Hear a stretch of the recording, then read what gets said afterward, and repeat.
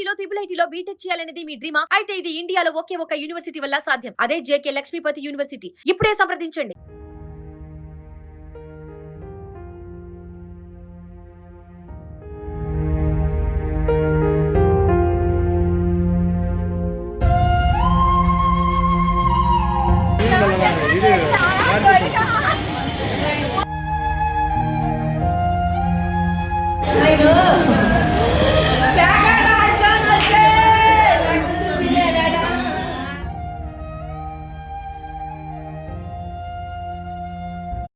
ఇద్దరు చిన్నారులతో కలిసి ఓ తల్లి రైలు కింద పడి బలవన్మరణానికి పాల్పడిన హృదయ విదారకర ఘటన పలాస రైల్వే స్టేషన్ సమీపంలో చోటు చేసుకుంది.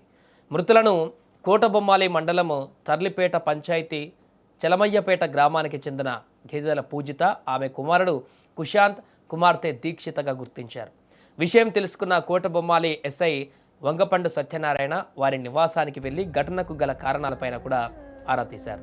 స్థానికుల కథనం ప్రకారం గేదెల పాపమ్మ కుమారుడు వెంకటి, కోడలు పూజిత, వారి పిల్లలు కుశాంత్, దీక్షితతో కలిసి గత కొంతకాలంగా కుటుంబంతో కలిసి విజయవాడలో నివసిస్తున్నారు.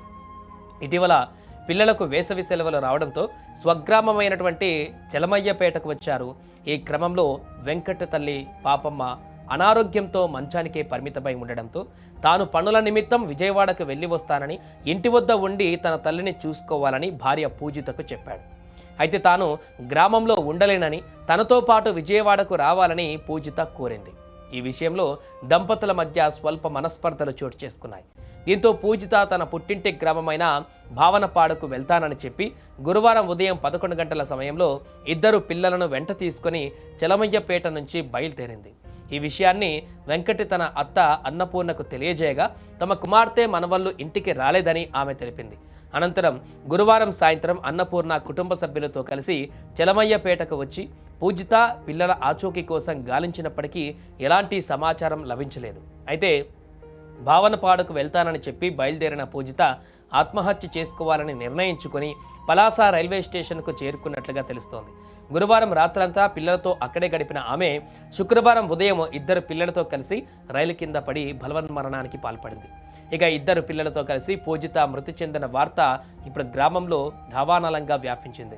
ఎప్పుడూ అందరితో కలిసిమెలిసి ఉండే ఆ తల్లి పిల్లలు ఒక్కసారిగా మృతి చెందారన్నటువంటి వార్తను కుటుంబ సభ్యులు, బంధువులు, గ్రామస్తులు ఇప్పుడు జీర్ణించుకోలేకపోతున్నారు. ముద్దుగా ఉండే చిన్నారులు కూడా ఈ ఘటనలో ఇప్పుడు ప్రాణాలు కోల్పోవడంతో గ్రామమంతా కూడా శోకసంద్రంగా మారింది. ఘటనపైన రైల్వే పోలీసులు కేసు నమోదు చేసి ఇప్పుడు దర్యాప్తు చేపట్టారు.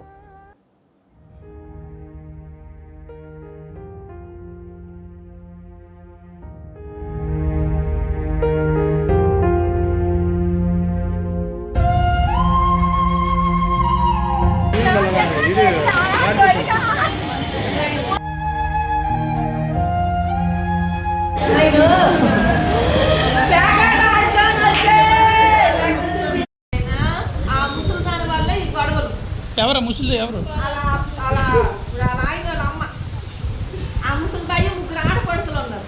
ఆ ముగ్గురు ఆడపడుచులు ఆ ముసలిదాయే నా కూతురికి నాశ చేసినారు. ఆడపడుచులు ఆ ఊర్లో ఉంటారా?